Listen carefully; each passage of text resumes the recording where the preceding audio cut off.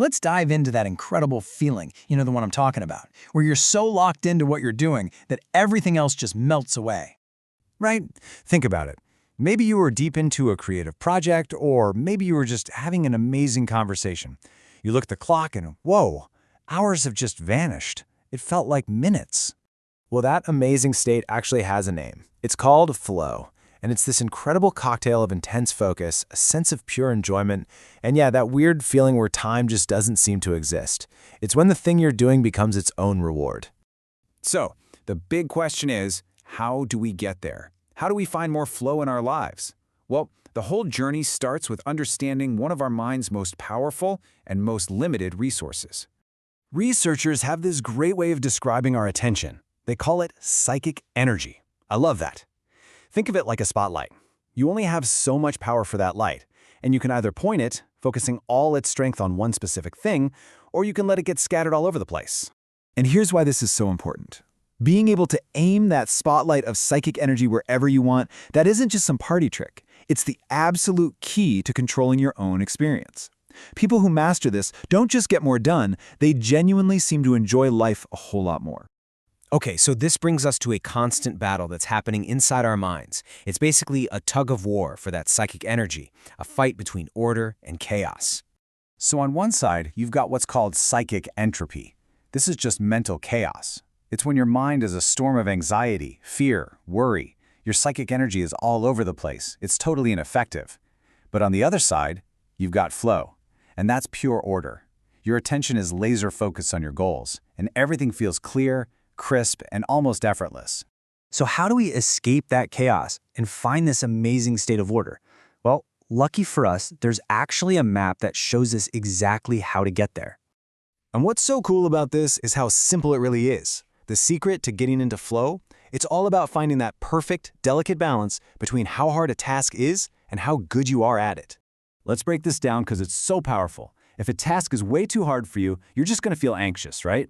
But on the flip side, if it's way too easy, you slip into boredom. But right there in the middle, that's the magic zone. That's the flow channel. It's that sweet spot where the challenge is perfectly matched to your skill.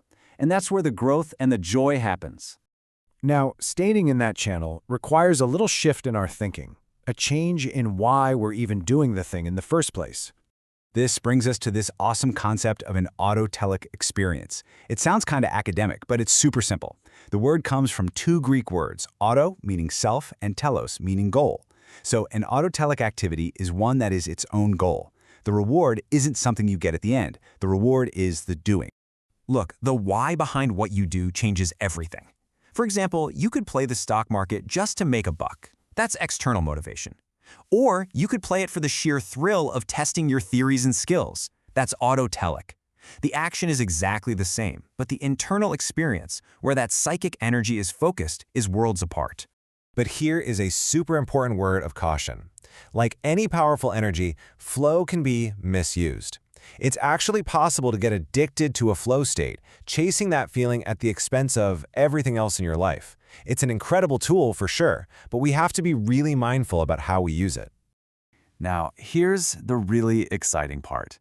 We can learn to find this powerful state, not just in our hobbies, but we can make it a general approach to, well, our entire lives. Thinking this way can totally transform how we see our day-to-day. Forget that old tired idea of work-life balance, which always feels like you're robbing Peter to pay Paul. The goal could be something more like work-family flow, where you bring your full, engaged, focused self to whatever you're doing, whether that's at your desk or at the dinner table. It's not about how much time you spend, but how well you spend it. And we can actually get better at this. Research points to some really simple, proven tools that can boost our well-being and make flow easier to find. Things like actively practicing gratitude, using your personal strengths on purpose, and just taking a second to really savor good moments. Each one helps lay the groundwork for a life with more of these optimal experiences. So here's the bottom line. Flow isn't just some happy accident. It's a state we can actually understand, we can cultivate it, and we can intentionally design it into our lives. So the real question this leaves us with is, how are you going to design your life for a little more flow? What's one small thing you can do to find that sweet spot between challenge and skill?